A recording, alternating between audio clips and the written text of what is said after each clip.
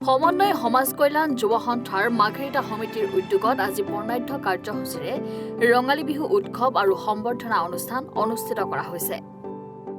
সমন্বয় সমাজ কল্যাণ যুৱ সন্থা মাঘেৰিটা সমিতিৰ উদ্যোগত আৰু মাঘেৰিটাবাসী ৰাইজৰ সহযোগত মাঘেৰিটা ইণ্ডিয়া ক্লাবৰ প্ৰাংগণত দিনজোৰা কাৰ্যসূচীৰে অনুষ্ঠিত কৰা হয় এই বিহু। সমাজ তথা সাহিত্য সংস্কৃতিলৈ আগবঢ়োৱা অৱদানৰ বাবে বিশিষ্ট কবি সাহিত্যিক ৰঞ্জিত দত্ত, সেন্ট জেমছ স্কুলৰ স্বত্বাধিকাৰী সুশীল শইকীয়া, পথাৰ শিল্পী লোহিত গগৈ, সমাজকৰ্মী ৰাজেন্দ্ৰ প্ৰসাদ ৰায়, পবিত্ৰ বৰগোহাঁই, বিশিষ্ট কবি শান্তনু চৰকাৰ সহ বহুকেইগৰাকী লোকক সমন্বয় সমাজ কল্যাণ যুৱ সন্থাৰ মাঘেৰিটা সমিতিৰ তৰফৰ পৰা সম্বৰ্ধনা জ্ঞাপন কৰা হৈছে।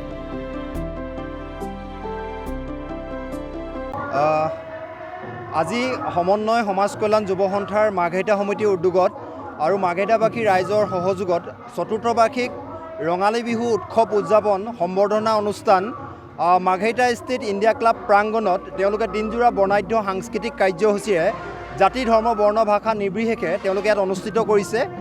আৰু এই অনুষ্ঠানৰ লগত সংগতি ৰাখি প্ৰতি বছৰে অসমৰ সমাজ জীৱনলৈ অৱদান আগবঢ়োৱা কেইবাগৰাকীও ব্যক্তিক ইয়াত তেওঁলোকে সম্বৰ্ধনা জ্ঞাপন কৰিছে। গতিকে মই সমন্বয় সমাজ কল্যাণ যুৱ সন্থাৰ মাঘেৰিটা সমিতিৰ সভাপতি সম্পাদকে প্ৰমুখ্য কৰি আয়োজক সমিতিৰ সভাপতি সম্পাদক সকলো বিষয়ববীয়া কৰ্মকৰ্তালৈ আন্তৰিক ধন্যবাদ আৰু কৃতজ্ঞতা জ্ঞাপন কৰিছোঁ।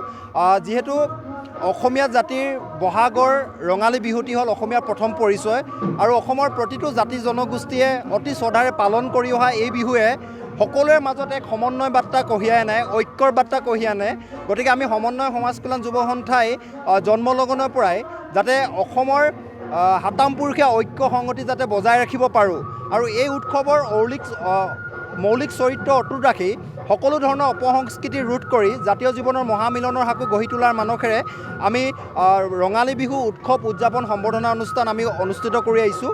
আৰু ইয়াত কেইবাটাও হুঁচৰি দল, সাংস্কৃতিক দলে ইয়াত অংশগ্ৰহণ কৰিব আৰু আমি আশা প্ৰকাশ কৰিছোঁ এই অনুষ্ঠানৰ যোগেদি বৃহত্তৰ মাঘেৰিটা অঞ্চললৈকে সমন্বয় বাৰ্তা কঢ়িয়াই নিব আৰু বিহুৱে আমাক সাহস দিব, প্ৰেৰণা দিব। গতিকে আমি এই বিহুতে আমি সংকল্প ল'ব লাগিব যে অসমৰ সমাজ জীৱনলৈ, অসমৰ জাতীয় জীৱনলৈ যিবোৰ সংকট আহে এই বিহুৱে আমাক সাহস প্ৰেৰণালৈ আমি সেইসমূহ মষিমূৰ কৰিবৰ কাৰণে আগবাঢ়ি যাব লাগিব।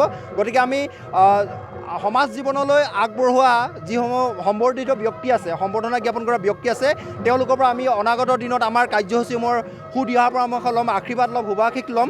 গতিকে আপোনালোক সকলোলৈ আপোনালোকৰ সংবাদ মাধ্যমৰ যোগেদি অসমবাসী ৰাইজলৈ অসমীয়া নৱবৰ্ষ আৰু ৰঙালী বিহুৰ আন্তৰিক শুভেচ্ছা আৰু ওলগ জ্ঞাপন কৰিছোঁ।